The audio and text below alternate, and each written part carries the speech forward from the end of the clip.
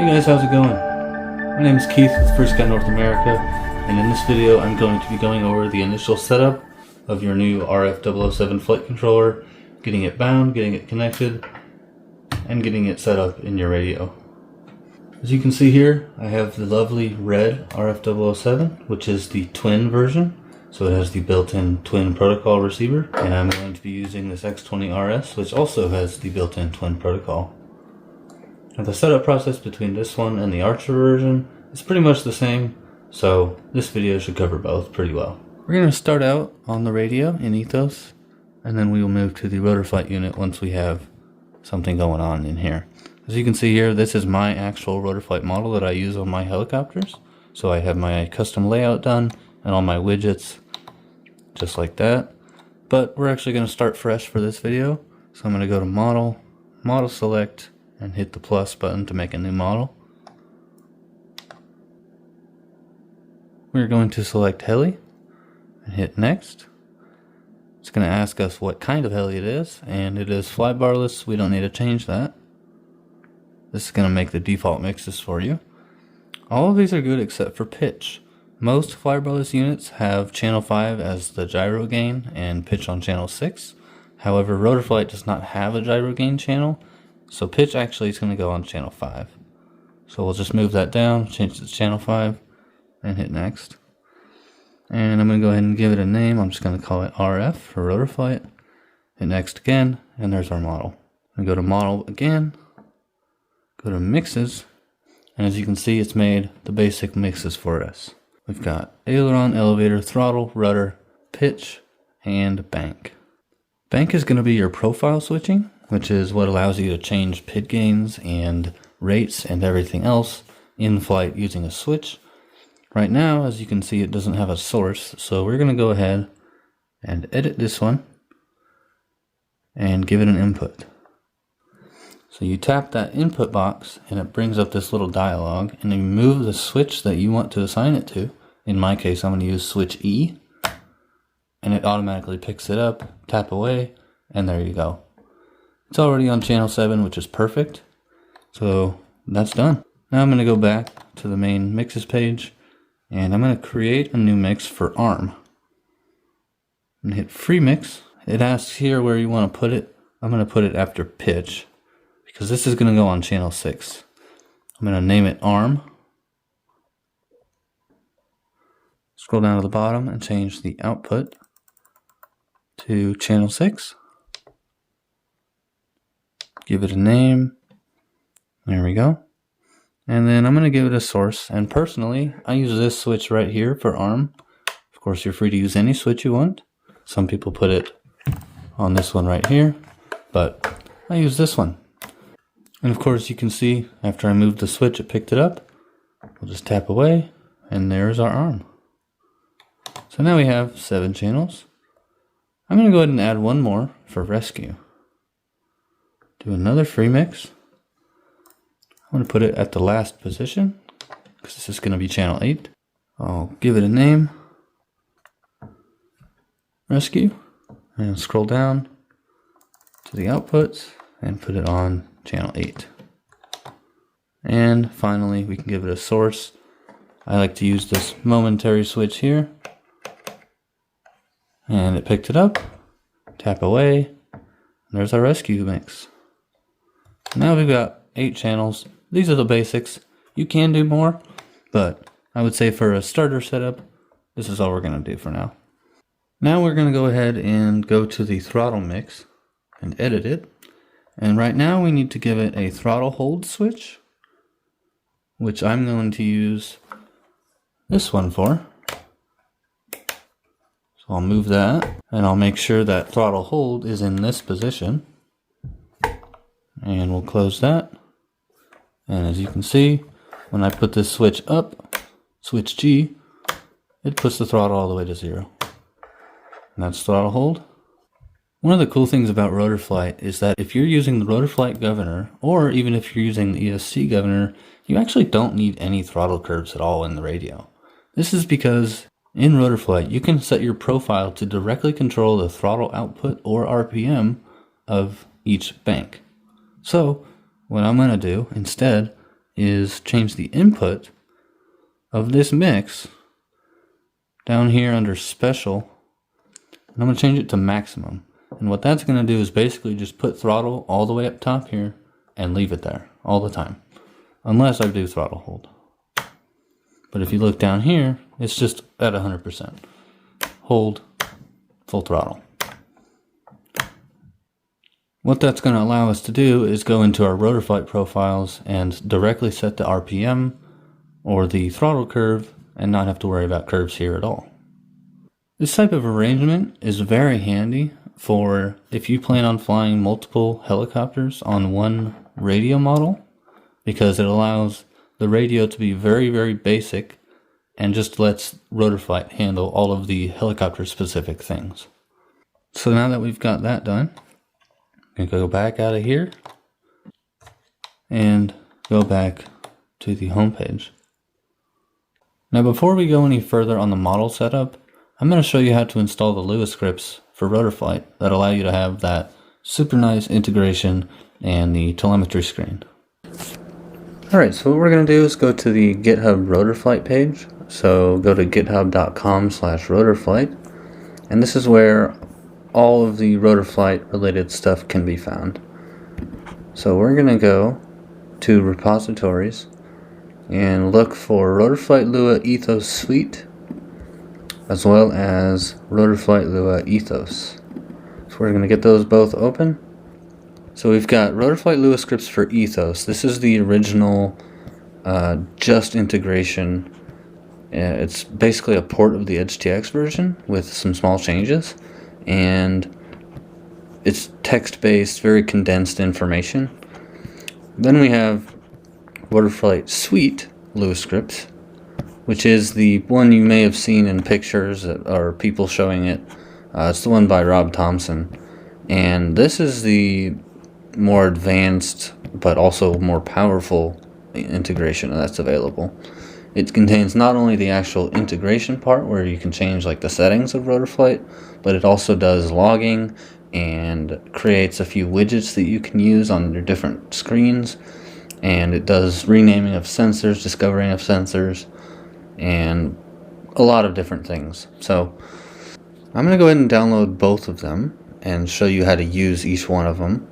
So we go to releases on the right hand side and scroll down to the zip file associated with the latest release. As you can see, this one came out last week. It's 2.1.1, which was a minor hotfix, and we're going to hit Rotor Flight LUA Ethos Suite.zip, download that, and back to the standard one.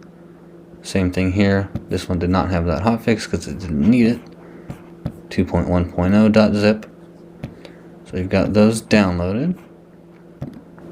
Now I'm going to go ahead and turn the radio back on. Welcome to Ethos, throttle not idle. And connect it over USB to my computer. And tell it to use Ethos Suite mode, which is just USB flash drives basically. And as you can see here, if we go to Finder, we'll see the two radio drives here with all of our stuff on it. Now if you don't already have it installed, you will want Ethos Suite right here. So if you don't have it, go to the Ethos Feedback Community GitHub, go to Releases over here, and scroll down until you find the latest Ethos Suite, which currently is 1.6.1, and install that based on your operating system. Anyway, I'm going to go ahead and go down here to Ethos Suite and open it. And this is going to allow us to easily install those LUA scripts without having to actually drag stuff around on the Finder or Windows Explorer. So we're going to go to LUA Library right here. And make sure the radio shows up in Ethos Suite. We're going to go down here to Open Zip. We're going to select one at a time. So this is the Ethos LUA scripts, not suite. We've got RF2 and we've got RF2 ELRS telemetry. You're not going to need the ELRS one for the RF007, so just uncheck that and install. scripts installed, and then do it again for the other one, for Ethos Suite. And hit RF Suite and install. This one will take a little while because there's a lot, but it's finally done, so we're good. And if we go in Finder and we open scripts, we will see RF Suite and RF2 here. I have a bunch of other scripts installed, just ignore those. Now we can go to Ethos tab here, eject the drives, and we're good. I do need to note one thing, that in order to use the RF007 with the internal receiver, those are on V3 RF firmware, so you do need to have your radio also on RF V3 firmware. So you can see I'm on 3.0.1, and you also need to be on 1.6.0 or 0.1. Okay, now that we've ejected the drives, we can go ahead and disconnect the radio from the computer. Throttle not idle. And we can go over to System, go to the next page, and as you can see, we have Rotor Flight 2 and Rotor Flight. And you'll note the difference in icons. RF Suite is the one with the FrSky icon above the helicopter. So now that we have these scripts installed, we can actually get this unit plugged in and connected, and get started on getting the suite up and running. So I'm going to go to the model page, RF system, internal module. I'm going to turn it on, change the protocol to TW mode. If you're running the Archer version, then leave it on access. I'm going to scroll down to register. Hit the button. Once the radio is in register mode, we're going to take the unit itself, as well as some kind of poking instrument. This is just a hex screwdriver tip. And we're going to press the RX button right there at the top, next to the LED. We're going to press and hold that down while we apply power to the unit. So I'm going to move this a little bit out of the way. Press down on that button. And I'm going to give power to the unit using this receiver battery I have right here. Register. You can see it popped up on the screen there immediately. Receiver connected, TWR6. Register. That's perfect. Hit OK, and it's registered. You only have to do that once. As long as your registration ID doesn't change, this one right here, you only have to register once. And anytime you want to reuse the unit in a different helicopter or change to a different model, all you have to do is bind, which is what I'm about to do right now. So now that it's registered, I'm going to hit RX1. Bind. It's going to go into bind mode. And I'm just going to power cycle the unit. And when binding, you do not need to hold the button down. So I'm just going to power it up with the receiver battery. There it is right there. And we're to bound. We've got blue LED for the receiver indicating it's connected. And you can see I have the RSSI up top. But now that we're connected here, these receivers do come pre-configured to use FBus. So if you go into options here, you'll see the telemetry port already says FBus right there. That means we're good to go. Now that we've got the scripts installed and we got the receiver bound, we are going to go to Model and go to the next page and go to Telemetry. And we're going to hit Discover Sensors. It's going to scroll down a little bit. And we've got all these sensors here. The reason you have to do this first is that the Rotor Flight scripts are going to be looking for one of these RSSI sensors. And if they don't see one, they won't work. So you do need to discover sensors before you can open the scripts. There's one more thing we need to do for the scripts to work, and that's go to Model, go to the next page, and this icon will be here. It won't have been there before, but it is now that we installed RF Suite. So we're going to hit LUA, Rotor Flight Background, and we're going to turn that on. You hear that beep, and that means that the unit is connected, the script was able to communicate with Rotor Flight, and it's ready to go. So if we go to System, we go to the next page, and open that script up, suddenly we're in the integration, just like that. And we can go in here and load a value, and it'll load.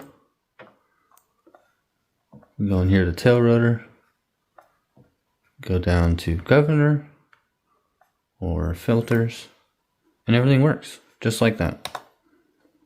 Straight out of the box, and it's ready to go. And for the other tool, RF2, this is what it looks like. So like I said, this is the text-based version. It's a lot simpler. And the way you use it is you scroll through until you find the page you want. It kind of highlights, as you can see there. Open it. And you can see we've got it highlighted. You can scroll through the different values that you want. And if you want to change one, press the button and it'll turn red. And then you can scroll as needed.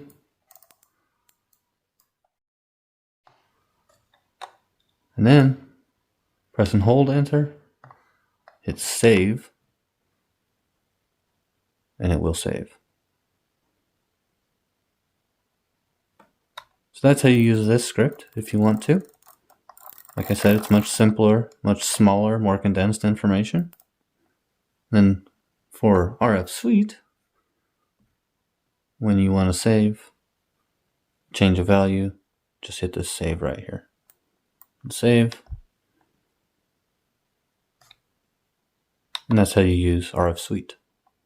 Now, as I mentioned, RF Suite is not just that integration, it's also some widgets. So if we go to the screens menu, we can add a new page, and RF Suite generates a full screen widget, but with the top and bottom bars. So not this full screen one right here, it's the big single widget.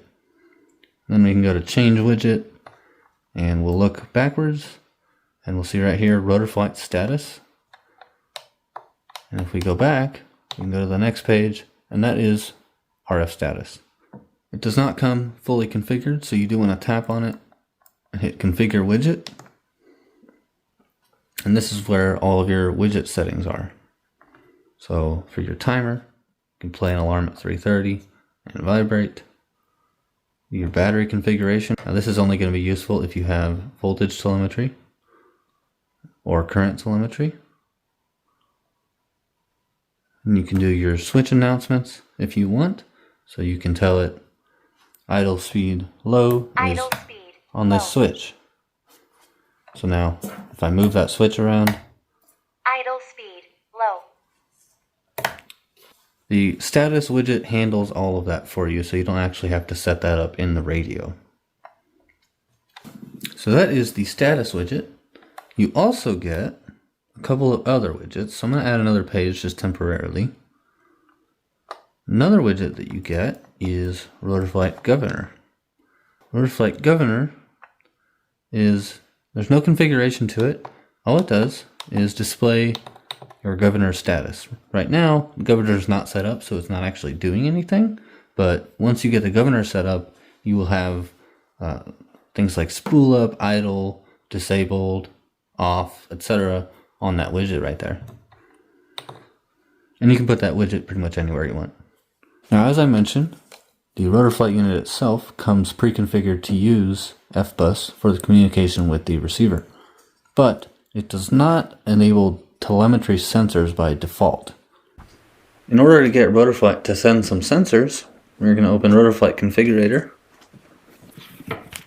and we are going to connect the unit over USB to the computer. This is what you're going to get with a brand new unit that's never been used. It'll say the accelerometer's never been calibrated. All you need to do is hold the unit flat on a table like this, close the dialog, go to setup, calibrate accelerometer, and that'll go away. Now to enable telemetry, we need to go into the receiver page and enable telemetry down here. And here are the default sensors, but there's a whole lot more that you can do. So I'm going to turn on all of them, except for the GPS ones.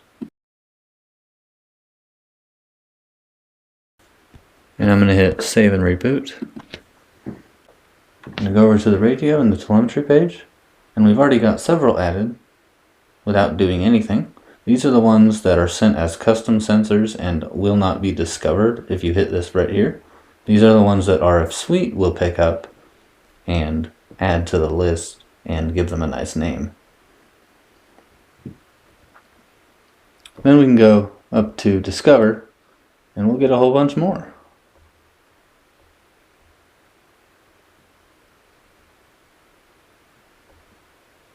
And that is how you can get your telemetry sensors coming in from Rotor Flight. And now, to make use of these mixes that we have here, we are going to go back into Rotor Flight Configurator.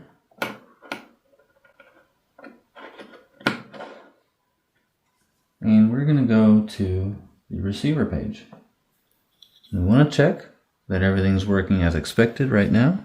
So we're going to do roll, pitch, throttle, yaw, collective, arm on aux 1, bank on aux 2, and rescue on aux 3. And we are. So now, first we're going to go into the modes page. And as you can see here, we've got a list of a whole bunch of things we can do. All we're focused on right now is arm. So you hit the add range button. And you see it right here, it says auto. So all I need to do is move that switch and it will pick up the channel and we'll be good. And I'm going to set the range. So this is where I want it to arm. So I'll put the switch there and see where it goes on screen. And you can see it's at 2000. We'll move this range over here and hit save. And now we've got our arm switch. Then I'm going to scroll down to range. Then I'm going to scroll down to rescue and hit add range again. I'm going to do the same thing with rescue. You can see it picked up the switch and holding the switch made it go over here. So I'm going to move the range over here and hit save. And that's rescue. And then for the profile switch, that's actually going to be in adjustments. So we'll go to adjustments. And what we're going to do is set up two. So we're going to set one up for the profile and one up for the rates. So we're going to hit mapped and mapped here. We're going to set this to profile selection and this one to rate profile selection. We're going to set the enable channel to always because we always want this adjustment to happen. And we're going to set the value channel. We're going to change it to auto in both of them and then move our bank switch. And it'll pick it up, aux 2, and there we go. Then all we need to do is set the range to the full channel, just like that. Do the same for both of them. And then set the range for profile, because there are 6 profiles available in Rotor Flight, but I'm only interested in using 3. So we're going to change this down to 3 and save. Now if I move that switch, you can see in the value box changes from 1 to 2 to 3 as I move that switch. And now our channels are set up. And that is going to be it for the initial early configuration and setup of your Rotor Flight RF007 flight controller and your Ethos model file. In the next video, I'm going to cover some more advanced things that you can choose to do, but all that we've done today is get it to the point where you can now install this on a helicopter, do your Rotor Flight setup, and fly. I want to thank you for watching, and I'll see you in the next one.